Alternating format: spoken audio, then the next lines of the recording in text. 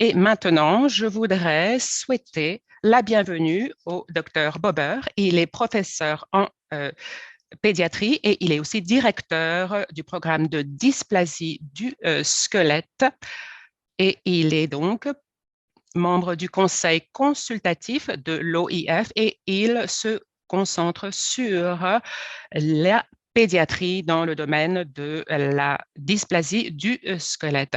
Il a contribué à élaborer un outil pour tous les professionnels de la médecine et pour les patients. Donc, nous aurons le lien dans la messagerie pour la version en ligne. À vous la parole, docteur Bober. Bonjour. Voilà, nous affichons les diapositives. Vous voyez les diapositives? Oui, très bien. Bonjour à tous. Je vous souhaite la bienvenue à cette réunion nationale. J'espère que cela sera notre dernière réunion virtuelle et que nous pourrons nous retrouver en présentiel l'année prochaine. Mon travail aujourd'hui, c'est d'aider les nouvelles familles à naviguer dans le cadre des nouveaux diagnostics et peut-être que les familles plus expérimentées pourront quand même obtenir quelques informations fondamentales sur l'ostéogenèse imparfaite. Comme cela vient d'être dit, il y a de nouvelles informations sur le site de l'OIF pour les familles qui naviguent vers un nouveau diagnostic. Vous avez le lien à l'écran et lorsque vous arriverez à cette page d'information, vous trouverez de nombreuses publications, y compris donc l'ouvrage du même titre qui peut être utilisé par les professionnels de la médecine ou les parents qui ne savent pas comment gérer donc ces nouveaux diagnostics. Il y a donc des fiches d'information, des vidéos, des outils qui vous permettront de savoir donc comment utiliser cet outil.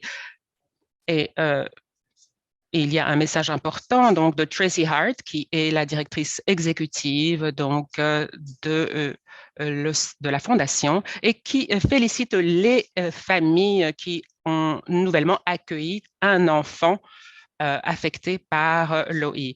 Nous souhaitons réunir une grande famille de l'OI et avoir des ressources disponibles qui puissent aider chaque membre de cette famille. Ici, il y a quelques exemples des différentes publications disponibles.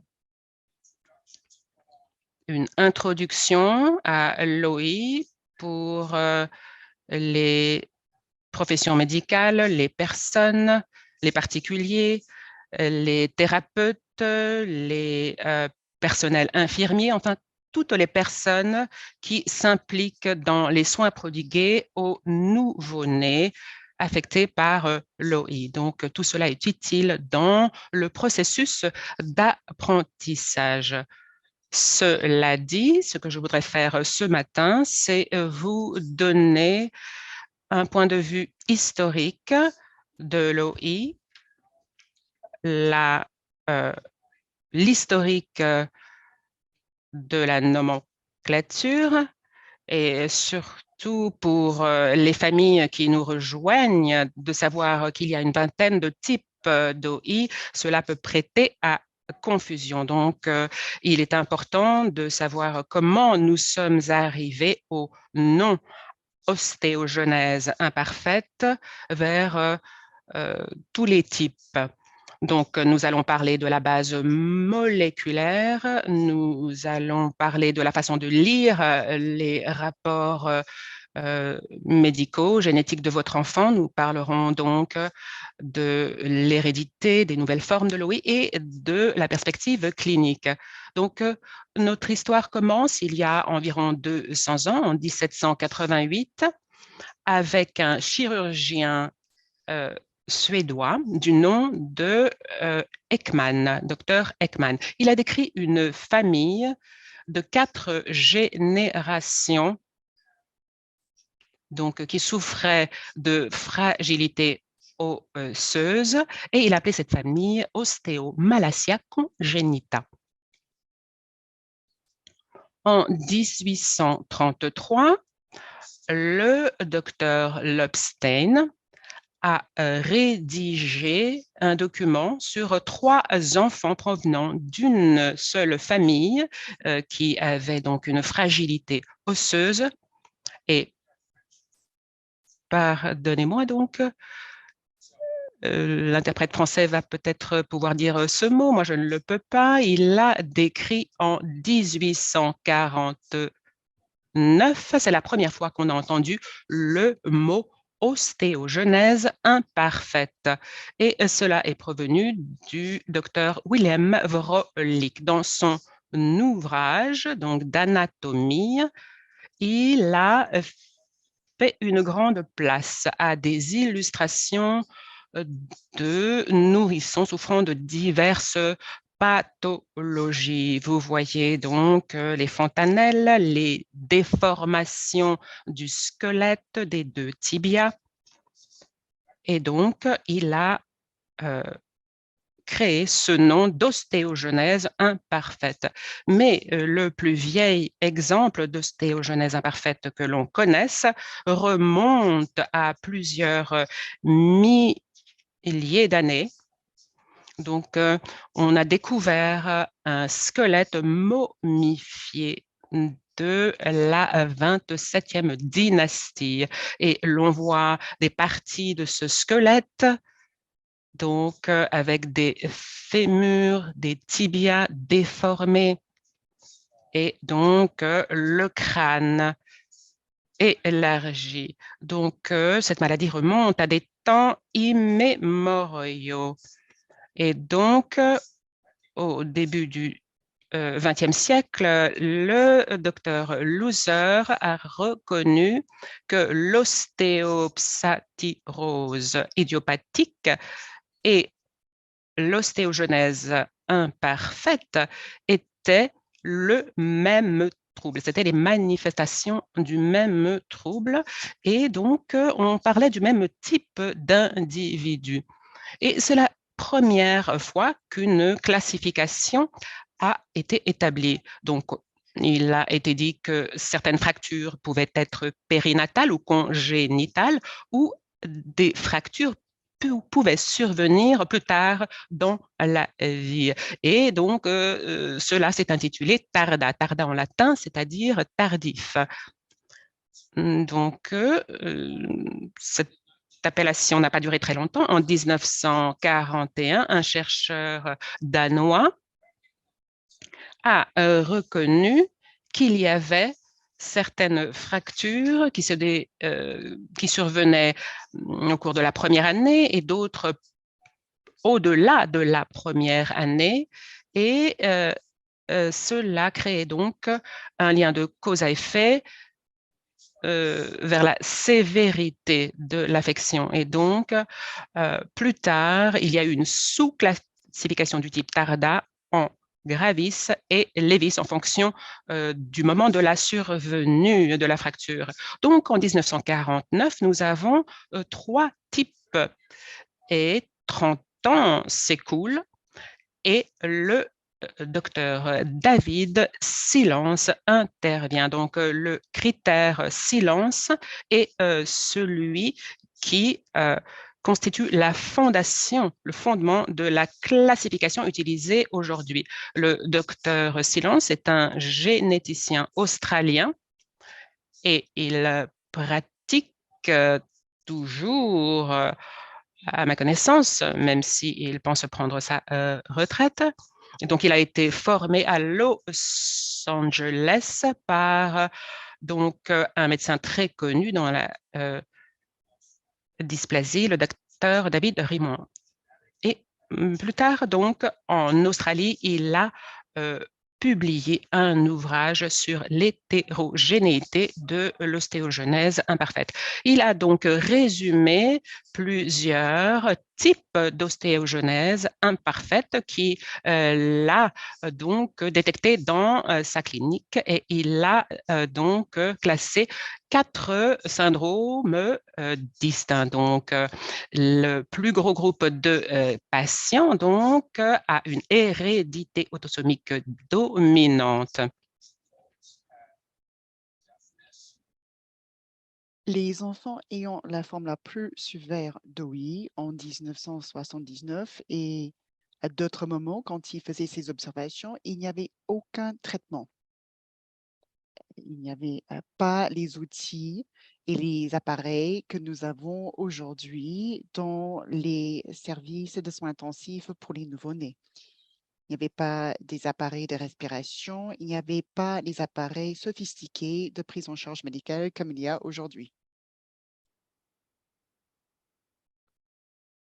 Il y a un troisième groupe dont les 2 tiers avaient des fractures à la naissance, présentaient des déformations sévères des membres et de la colonne dorsale. La densité des sclérotiques bleus était moins fréquente et moins sévère et cela avait tendance à diminuer avec l'âge.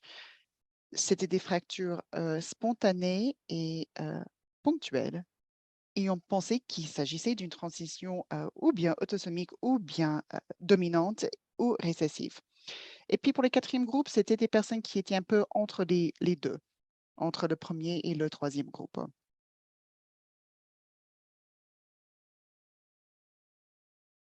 Donc, l'histoire prend un tournant avec Victor McKusick, qui était un généticien travaillant à l'Université Johns Hopkins. On le présente comme le père fondateur des études génétiques modernes. Dr. McKusick est devenu l'éditeur de la revue où notre cher collègue cherchait à faire publier son article. Alors, si vous connaissez un peu McKusick, il faut savoir qu'il aimait bien les statistiques, les chiffres, les classements. Voici, par exemple, l'analyse mendélienne de la transmission génétique chez l'homme. À l'origine, il y avait une seule ligne qui décrivait chaque condition mendélienne connue chez l'être humain. Le docteur Silence avait décrit les groupes individuellement, mais McKusick, qui passait en revue l'article qui devait paraître dans son ouvrage, a dit qu'il faut donner des chiffres. Donc, le docteur Silence a accepté. Et c'est ainsi que nous avons ce système de numérique où la forme la moins sévère, c'est numéro 1, la plus sévère, c'est type 2, et puis modéré, sévère type 3, type 4, plutôt modéré. Donc, voilà ce qui est devenu la classification silence.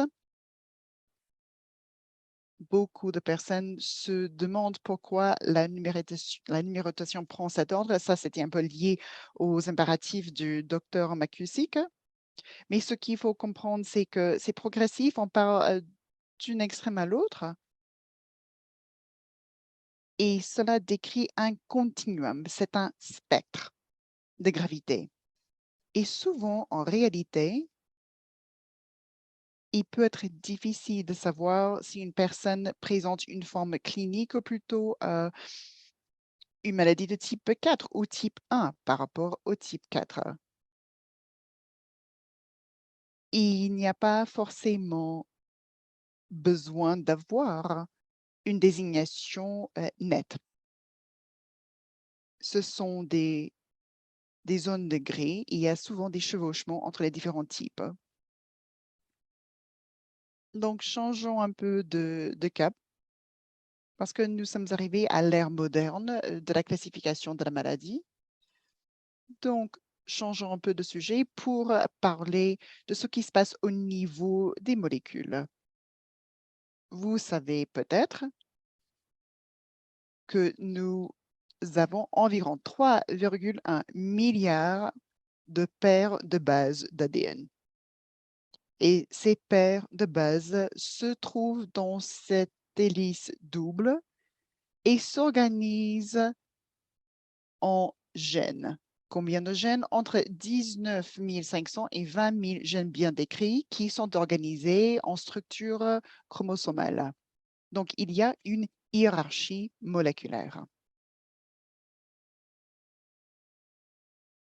Quand nous nous penchons sur un gène individuel parmi ces 20 000 gènes environ, il y a une structure bien définie. Vous avez l'ADN, les paires de base. Ces gènes sont organisés en introns et exons. La structure du gène est telle qu'il code l'ARN M qui se transforme en protéine selon ce code moléculaire que vous voyez en bas à droite. Donc, 3 paires de bases d'ADN équivalent à un acide aminé. Et ce que vous pouvez constater ici, c'est que ce sont les introns qui sont enlevés. Et ce qui reste, ce ne sont que les exons, c'est-à-dire ce sont les exons qui s'expriment en protéines. Donc, vous voyez le premier exon qui arrive de couleur orangée, deuxième exon de couleur bleue, il y a un exon vert et puis l'exon violet. Les introns sont enlevés, l'ARN final code cette protéine et vous voyez que chaque exon constitue une région différente au sein de la protéine. Et c'est ainsi que les 20 000 gènes fonctionnent. Voici un schéma un peu similaire. Là, on parle de la partie en amont, l'exon 1, l'intron 1, l'exon 2, et puis vous avez la région en aval. Et nous affectons des adresses à chaque chose. L'adresse commence par la première paire à base d'ADN, l'exon 1, et on parle du C point ou C dot. C point, position 1, cet exon-là, il a une longueur de 35 acides aminés, donc il s'arrête au C.36. Et puis, on ne continue pas à numéroter les introns, mais on met plus.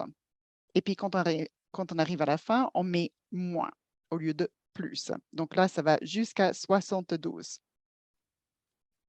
Donc, quand vous voyez un rapport d'analyse génétique, vous voyez le nom du gène, vous voyez son emplacement, C.1799, ça c'est la position 1799. Et là, quelque chose s'est passé. Qu'est-ce qui s'est passé là? Il devait y avoir un T, mais au lieu d'un T, c'était un A. Ça, c'est l'adresse génétique du changement génétique, du changement moléculaire. Et quel est l'impact au niveau de la protéine? C'est une protéine, donc on met P, donc un P point. Ici, on a changé le valène en un autre acide aminé. Et ça, c'est à la position 600 de la protéine. Donc, nous allons revenir à cela, mais c'est le mécanisme, c'est le processus de désignation des emplacements au sein de l'ADN. Donc là, nous sommes en 1983. Donc, 40 ans après la publication de la thèse du Dr Silence avec la classification en 4 types. Et ce que nous avons, c'est la toute première identification d'une mutation chez un patient atteint de l'OI. Et on a constaté que cette mutation, c'était au niveau du collagène 1. Cela a donc mis que le collagène 1 devait faire l'objet de recherches dans le domaine de la biologie moléculaire. Et ces recherches ont abouti à certaines connaissances. Il y a eu deux changements. D'abord au niveau de la chaîne alpha 1 du collagène 1 et au niveau de la chaîne alpha 2 du collagène 1. Et normalement, ce sont les deux chaînes qui forment la protéine du collagène. Ici, pour le gène collagène 1 alpha 1, ça c'est la première ligne du graphique. Vous voyez les traits noirs, ce sont les exons. Ça se trouve au niveau du chromosome 17 et il comporte 51 exons. Il a 18 000, il fait une longueur de 18 000 paires de bases et il comprend 1464 acides aminés. Et pour le collagène en alpha 2, c'est le chromosome 7, il fait une longueur de 52 exons. Il est constitué de 36 000 paires de bases et il crée une protéine qui est composée de 1366 acides aminés.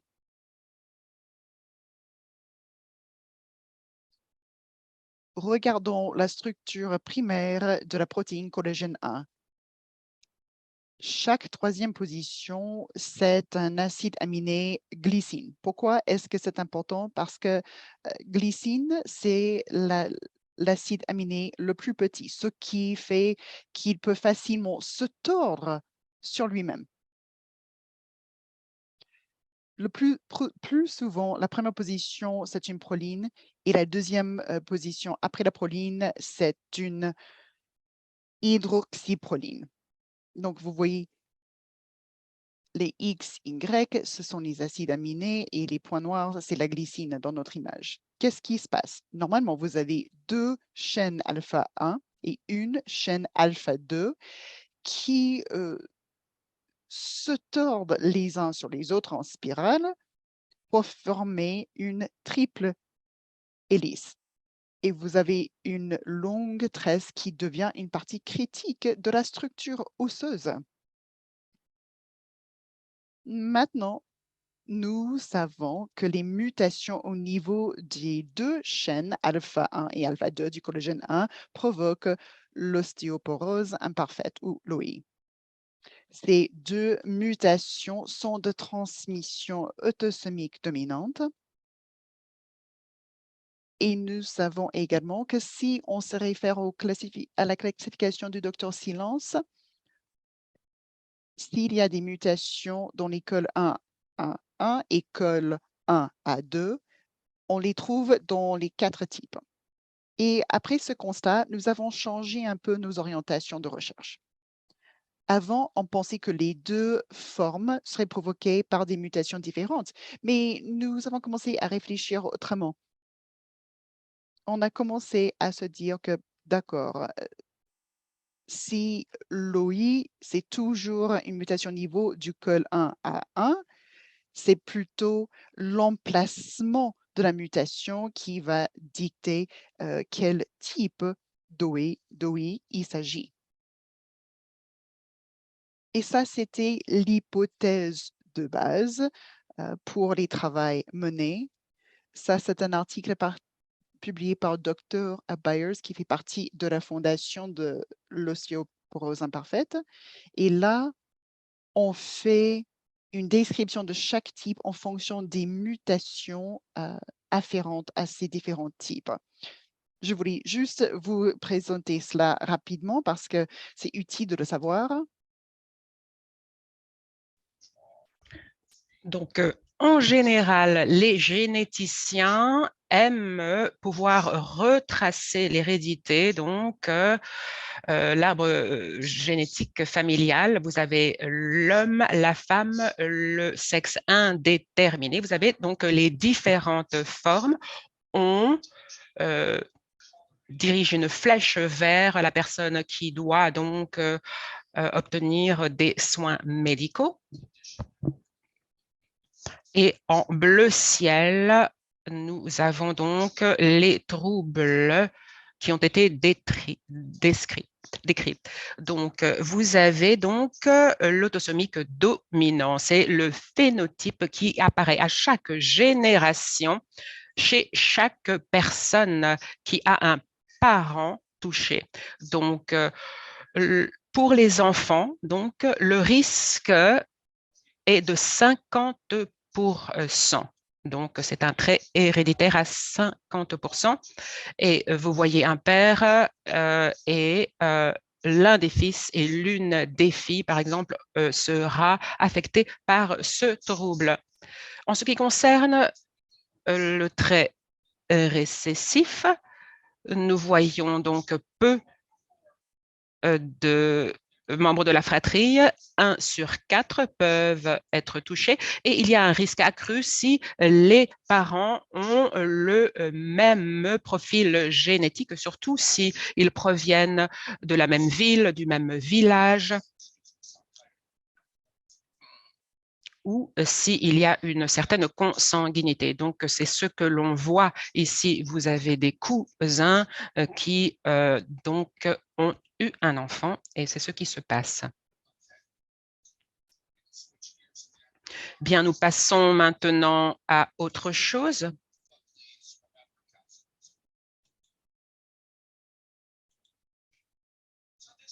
Donc, cela nous amène à l'ère moderne. Ici, c'est une publication qui date de 2000.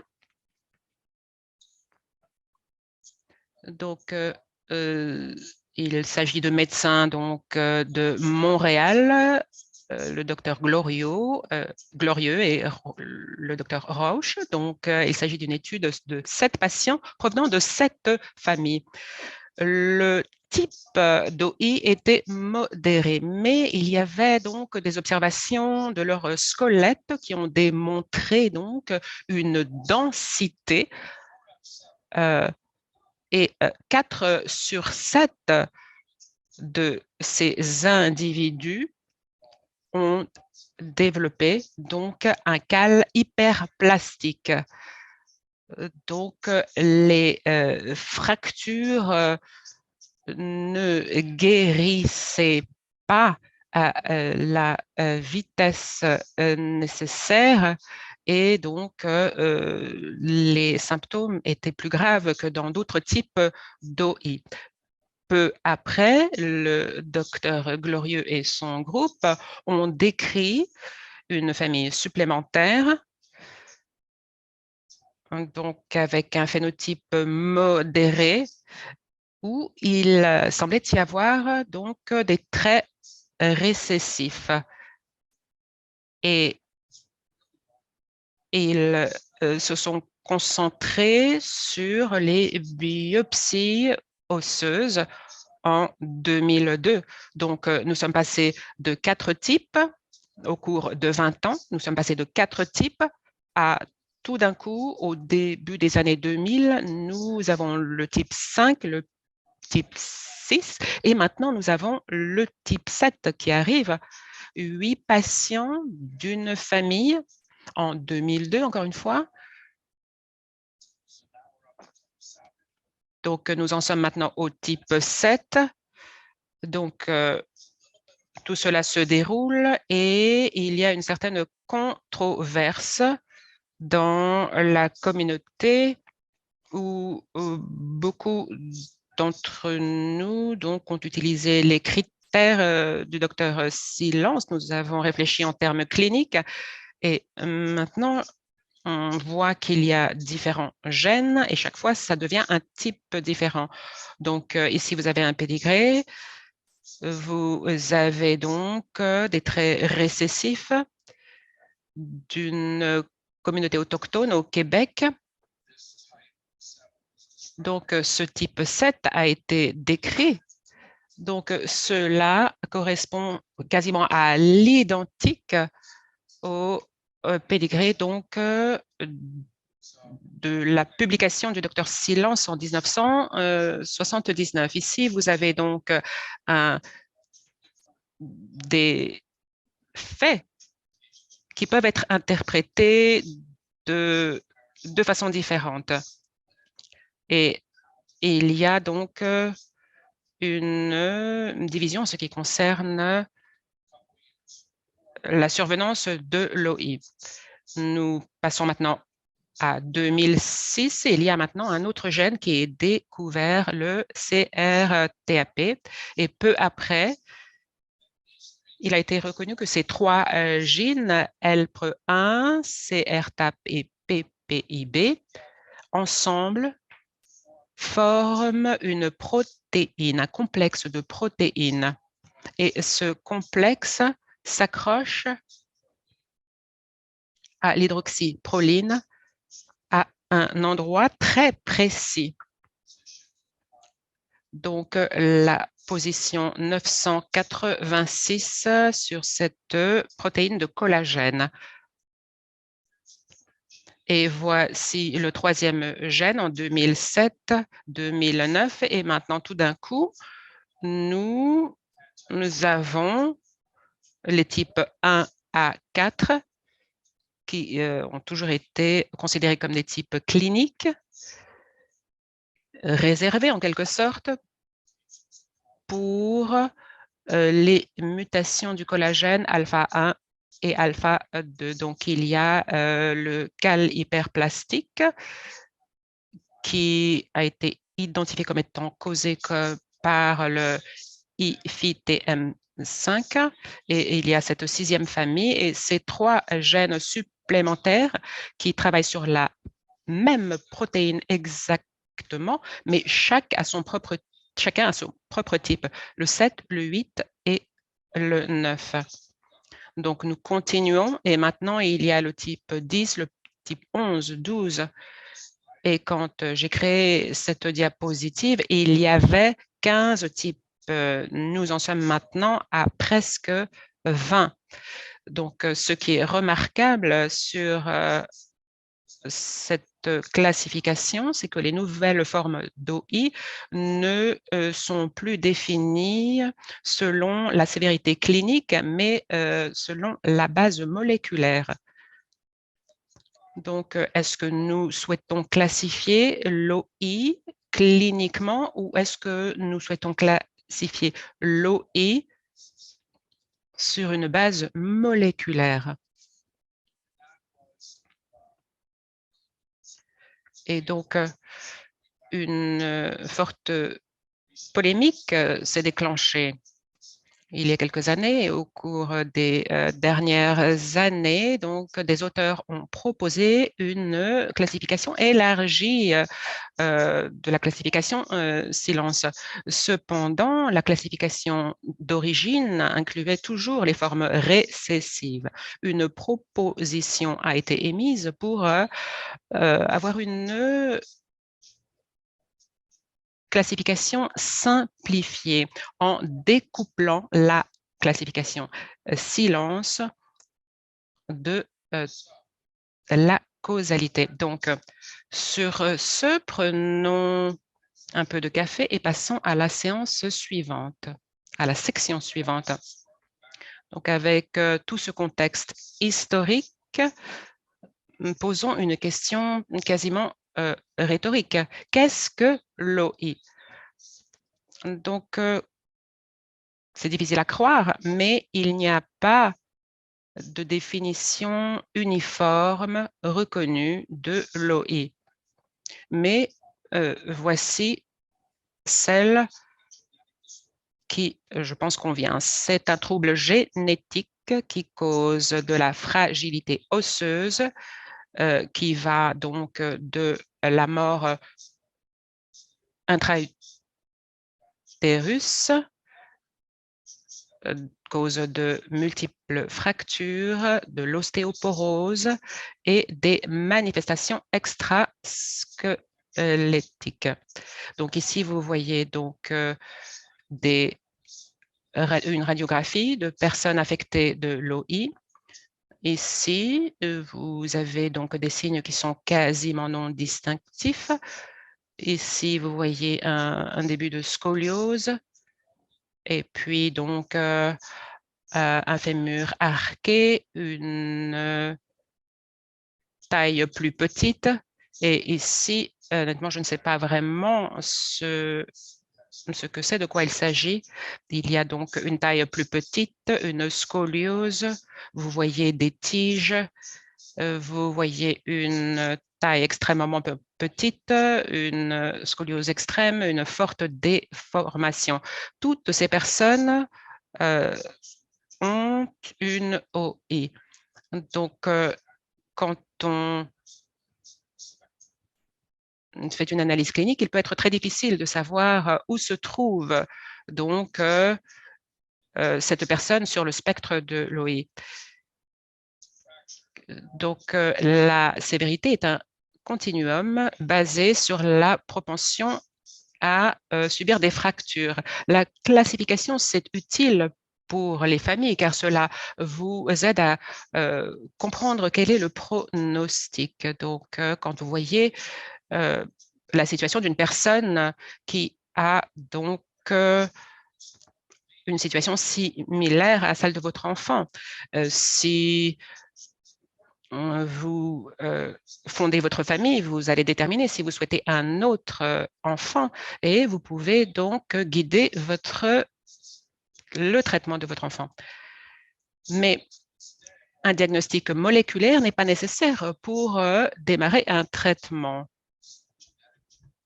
L'association reste imprécise en ce qui concerne le génotype et le phénotype. En dépit de ce que vous avez pu entendre, une mutation et ce rapport génétique ne constitue pas une boule de cristal et ne peut pas déterminer l'avenir de votre enfant. S'il y a une mutation et si vous pensez que votre enfant a une OI suite à une analyse clinique, bien, mais vous ne saurez pas le type de cette OI.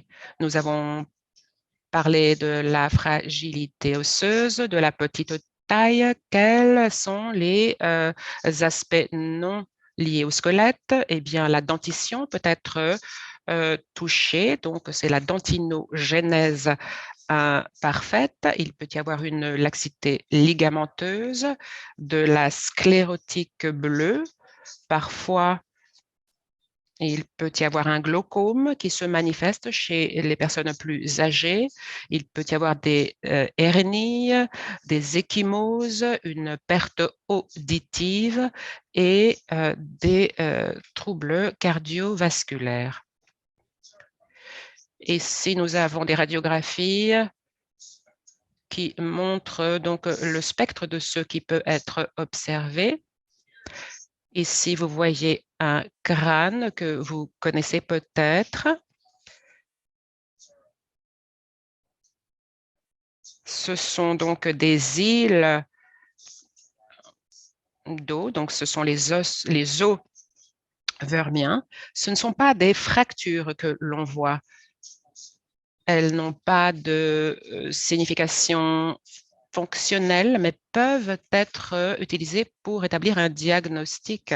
Donc, on n'appelle pas cela l'os vermien parce qu'en anglais, donc worms, c'est un ver de terre, mais parce que le médecin qui a décrit cela s'appelait Worms. Donc ici, on voit très faiblement cette minéralisation qui montre le spectre sévère, modéré, léger. Et ici, vous voyez une radiographie de différents thorax. Donc, vous voyez une structure qui est relativement bonne à gauche. Et si vous voyez la cage thoracique qui est davantage déformée, vous voyez des fractures et vous voyez donc un thorax avec un cas plus sévère. Il y a des fractures multiples. Vous voyez cette espèce d'arbre de Noël ou alors en cloche.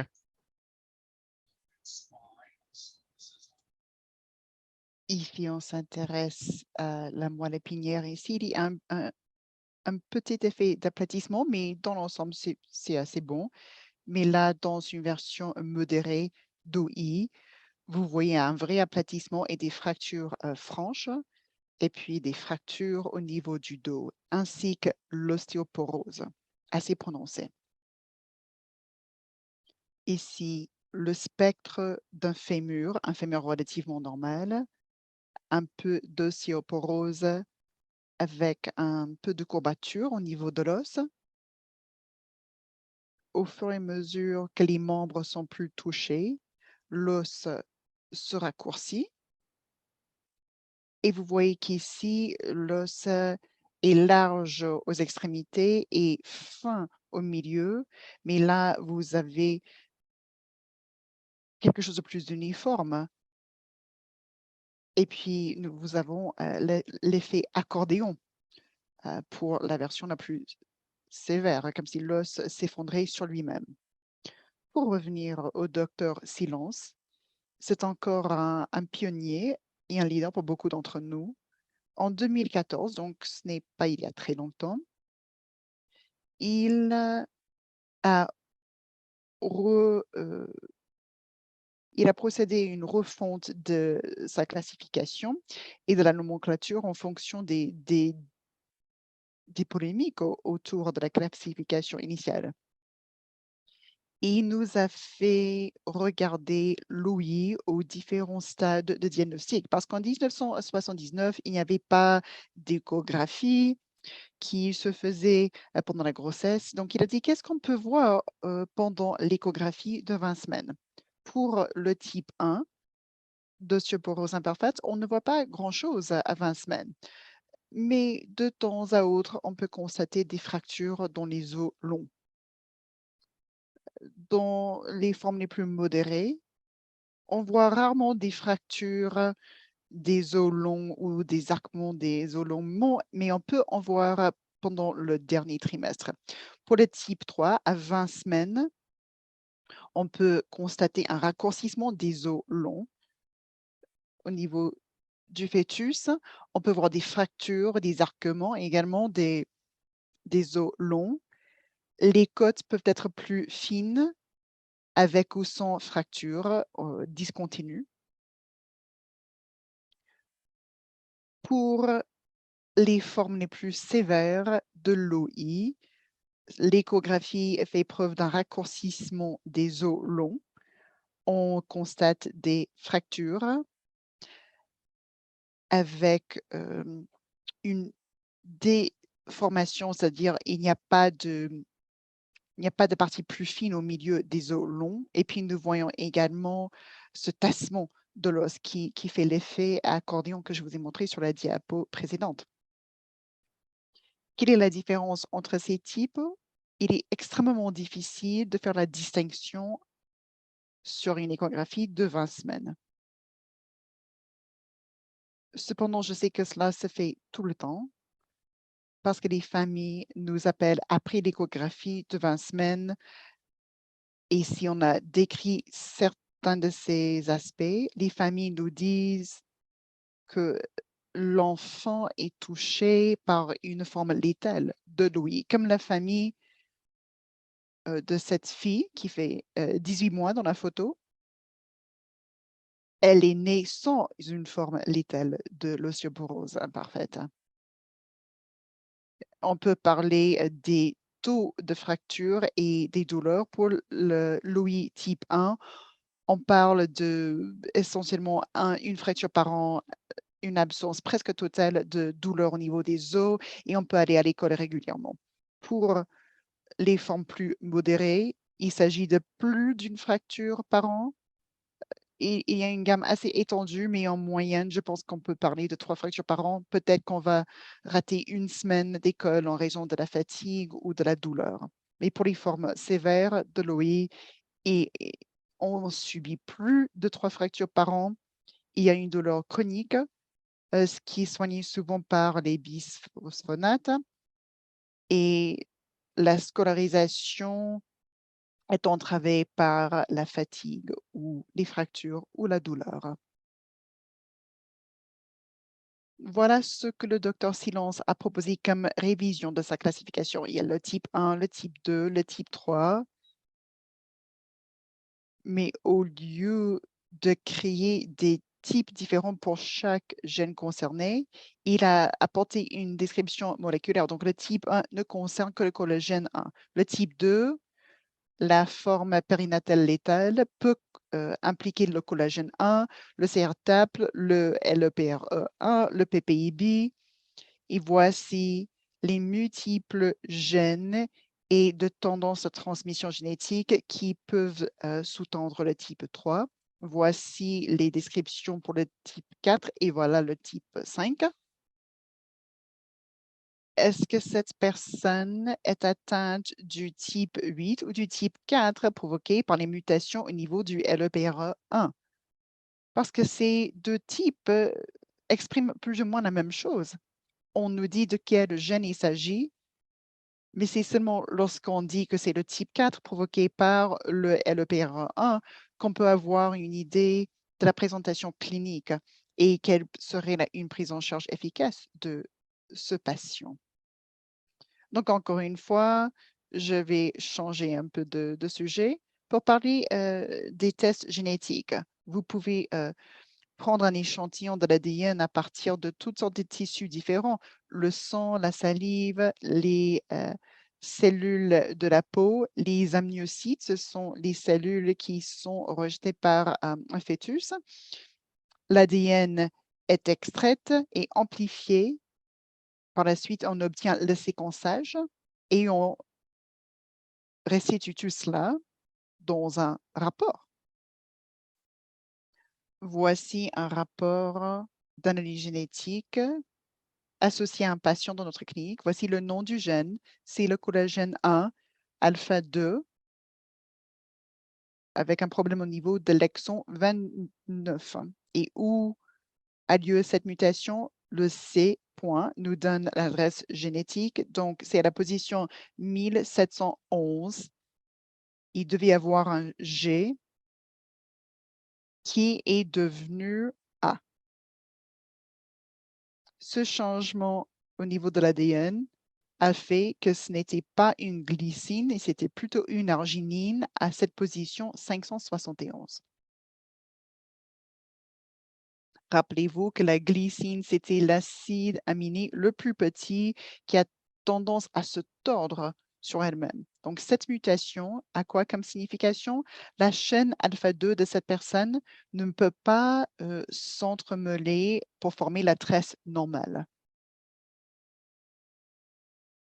Dans la partie descriptive du rapport, vous devez trouver des informations concernant le changement identifié par le laboratoire d'analyse. Et on aura fait des recherches concernant ce changement et on va vous rapporter des informations.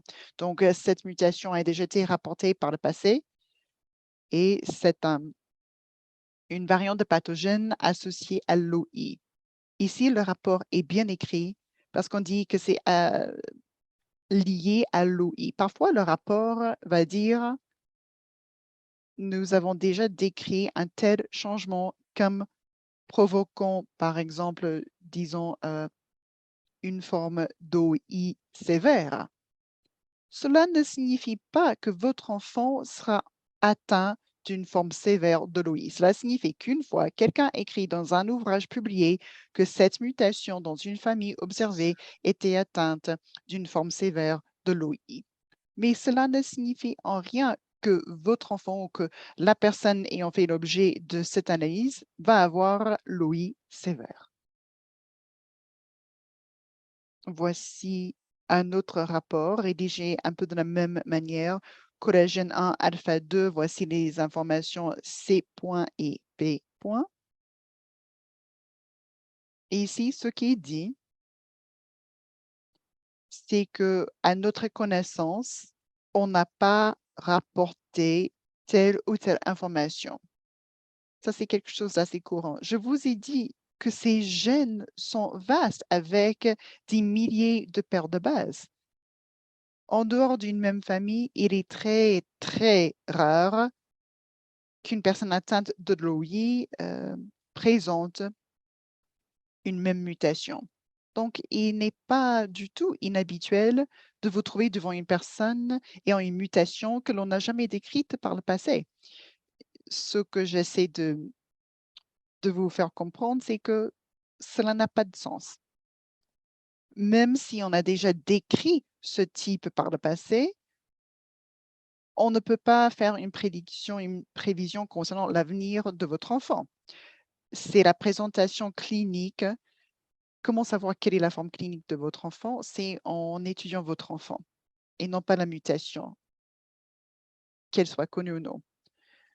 Voici quelque chose qui n'est pas très utilisé vraiment aujourd'hui, mais cela vous rapporte au moins 1065 formes de mutation ont été répertoriées et 602 pour la deuxième chaîne alpha 2. Voilà un petit mot de remerciement.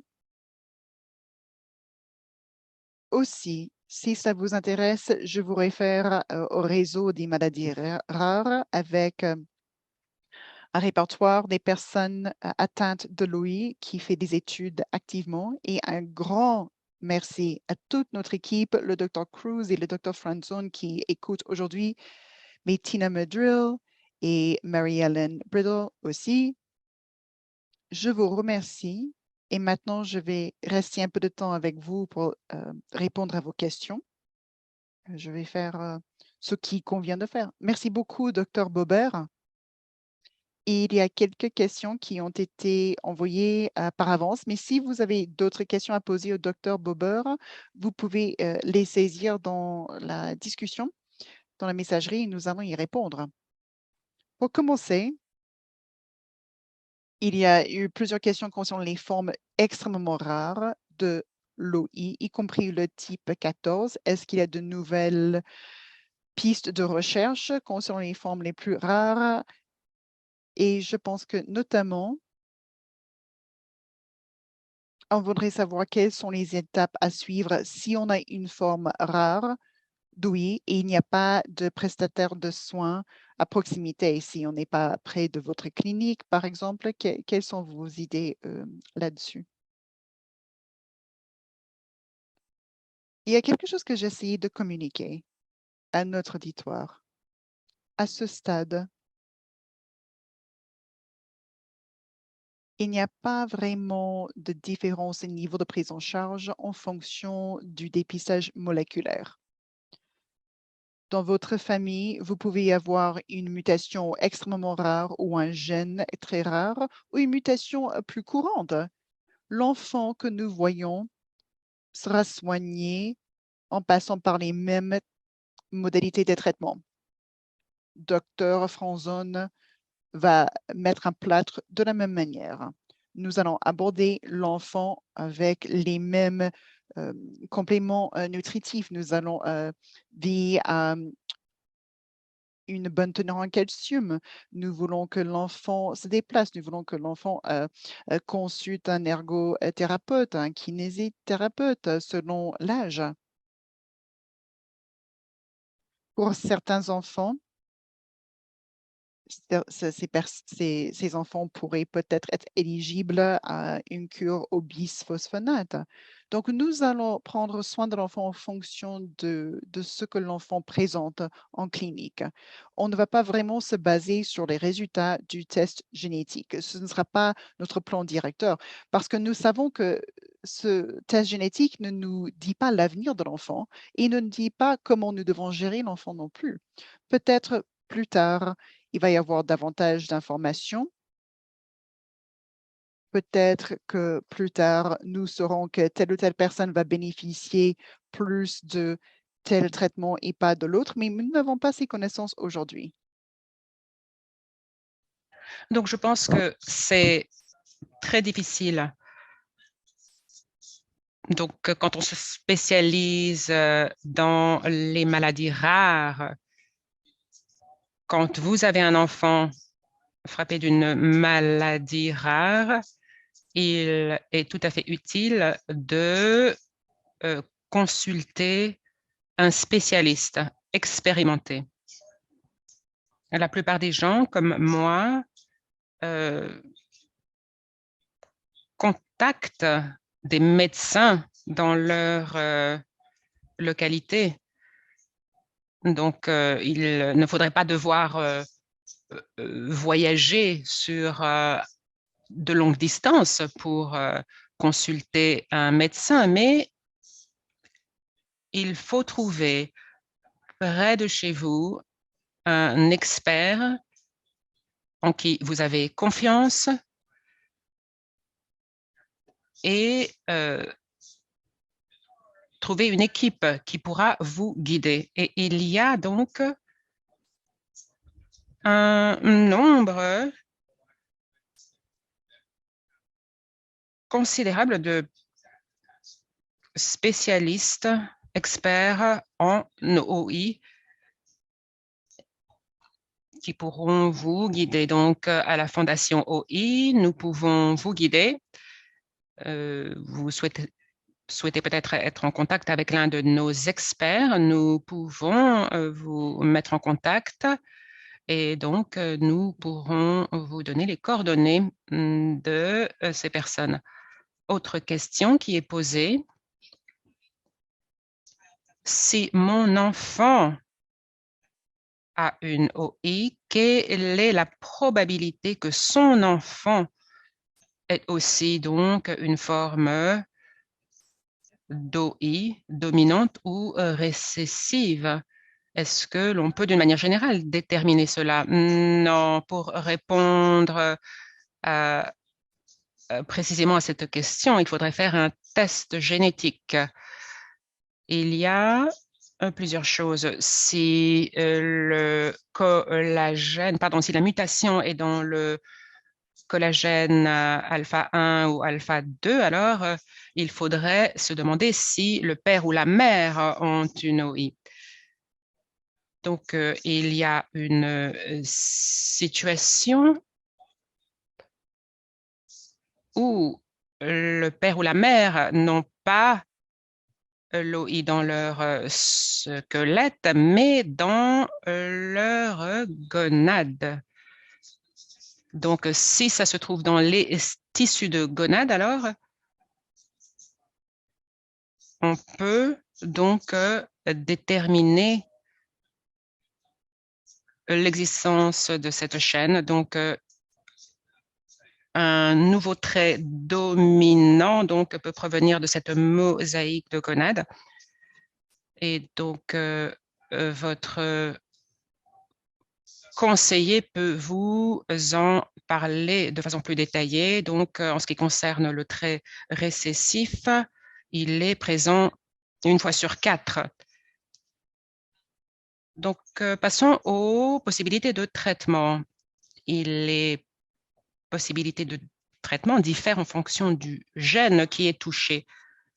Il n'y a pas de données définitives pour suggérer cela. Il y a peut-être des indices qui montrent que cela ne fonctionne pas forcément très bien dans l'un ou l'autre des sous-groupes, mais nous ne savons pas donc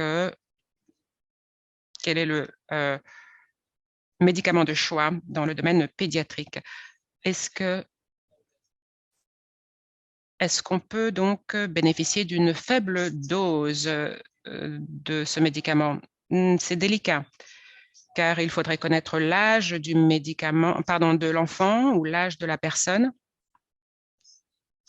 et quelles sont les doses précédentes qui ont été administrées.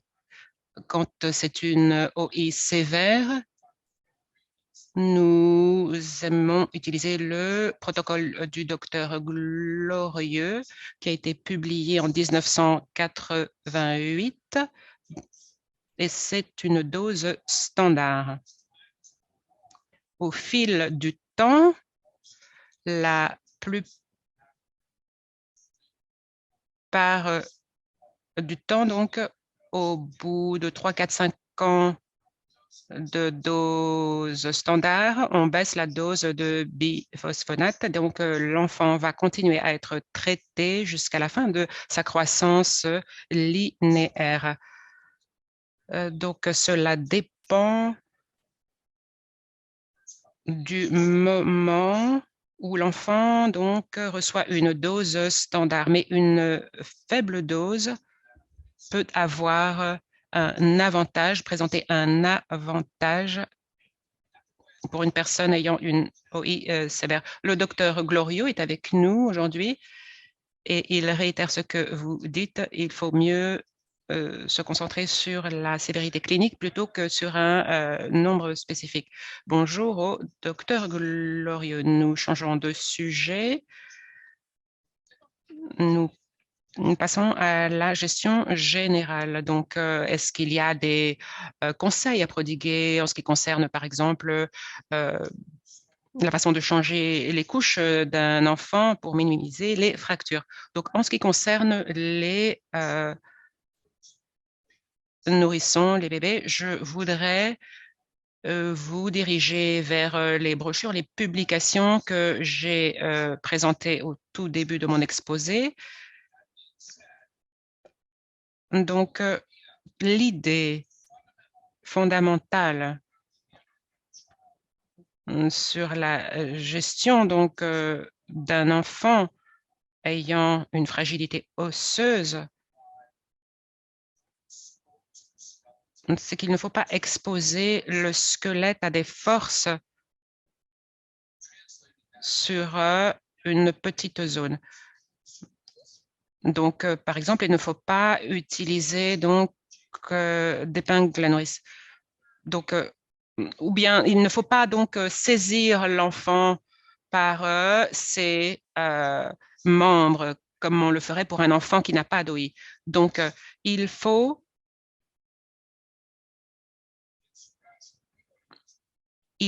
au lieu de le saisir par ce mouvement de pince, il faut utiliser sa paume. Donc, lorsque vous changez les couches d'un enfant ayant une OI, eh bien, vous le soulevez gentiment, doucement à l'aide de la paume de votre main et vous le reposez gentiment et doucement. Donc, toutes les manipulations de cet enfant reviennent à ce principe, c'est-à-dire qu'il faut répartir la force sur la plus vaste région du corps possible. C'est ainsi que vous pourrez minimiser les fractures. Mais soyons réalistes, si vous avez un enfant ayant une OI sévère et que c'est un nouveau-né et que vous n'avez pas eu l'occasion donc d'avoir des biphosphonates, eh bien, il y aura des fractures. Cela ne veut pas dire que vous êtes un mauvais parent ou qu'il y a eu une erreur.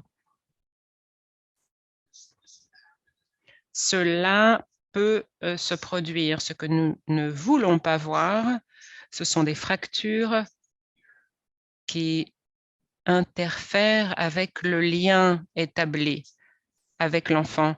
Il ne faut pas que vous ayez peur de votre bébé. Il faut que vous tissiez ce lien avec votre bébé. Je peux vous garantir que, en tant que parent, vous allez fracturer un os et ça n'est jamais intentionnel. Donc, il faut dépasser cette frayeur et faire le mieux que l'on peut. Nous devons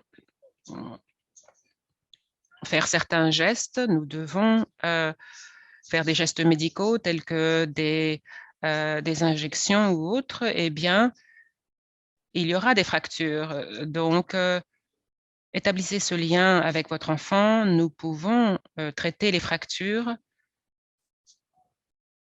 mais il est indispensable que les gens établissent ce lien avec les enfants, absolument. Que pensez-vous de ces temps que l'on appelle tummy time, le temps passé sur le ventre, ou ce genre de choses? L'OI a un tel spectre de sévérité et l'âge des enfants concernés. C'est une question à laquelle il est pratiquement impossible de répondre. de façon très précise. Mais d'une manière générale, si il y a une bonne tolérance à ce tummy time, eh bien, nous soutenons cette pratique. Il y a une question de la part du docteur Glorieux. Et qu'en est-il des anomalies hors du squelette, telles que les complications pulmonaires qui affectent donc l'espérance de vie? Merci au docteur Glorieux. J'aime aborder ce sujet. Je pense que c'est là qu'on arrive au moment de vérité.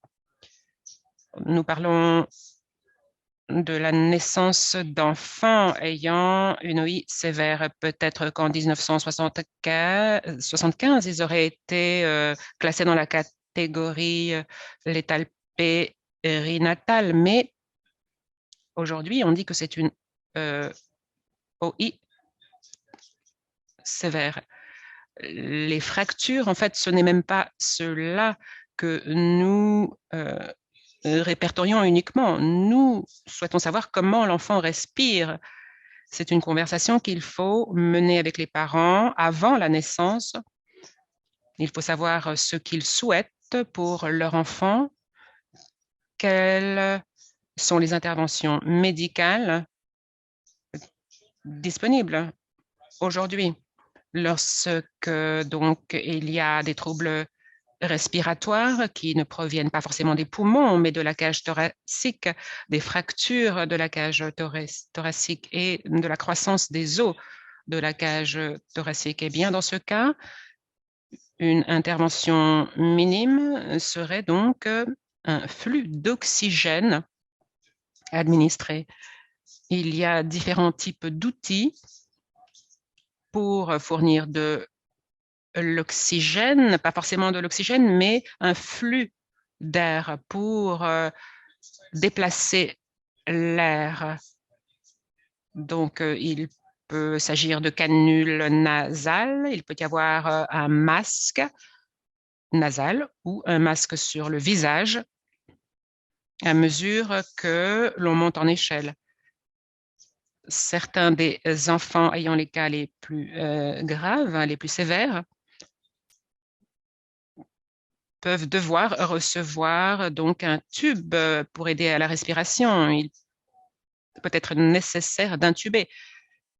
Si vous avez un bébé avec une OI modérée, mais si le bébé a une pneumonie à la naissance, peut-être qu'il faudra d'abord traiter la pneumonie. Mais certains enfants doivent recevoir donc une aide à la respiration, une trachéctomie par exemple. Donc les enfants rentrent chez eux avec ces dispositifs. Cela n'arrivait pas en 1975. C'est très important lorsqu'il y a ce diagnostic à 20 semaines. Donc, ce qu'on apprend, ce que l'on enseigne, si vous voyez des fractures à 20 semaines, elles sont létales. C'est ce qu'on enseigne. Et moi, je vous dis que ça n'est pas le cas. Donc, il faut avoir une discussion plus nuancée. Rien n'est absolu. J'espère que cela est utile. Merci beaucoup. Nous avions d'autres questions, mais nous sommes arrivés à court de temps. Donc, très rapidement. Oui, un retardement du développement moteur, c'est commun. Les bisphosphonates n'empêchent pas les fractures, mais cela peut réduire la fréquence des fractures. Mais même avoir une fracture au milieu d'une perfusion au bisphosphonate, c'est possible. Désolée, moi, je me suis permis de répondre à la question quand même. Non, non, non, c'est très bien comme ça. Merci, Dr. Bober, pour votre temps. Merci à toutes les personnes d'être venues. Ce n'est que le début d'une journée de séance. Nous avons une mise à jour concernant les recherches menées qui arrivent. On a posé une question sur les greffes de cellules de souche. Nous allons essayer de répondre à cela pendant la séance sur les recherches. Et nous avons également des séances où vous pouvez poser vos questions aux experts. Nous avons une séance pour les femmes, la santé chez les femmes. Nous avons d'autres séances aussi. Vous pouvez toujours contacter Jessica Ransom, notre chargée d'information. Elle peut également vous mettre en contact avec le Dr. Buber et les autres experts. Encore une fois, merci au Dr. Buber. Désolé aux interprètes parce que je viens de dire ça à toute vitesse. Merci à tout le monde et on vous verra à la prochaine session. Merci beaucoup.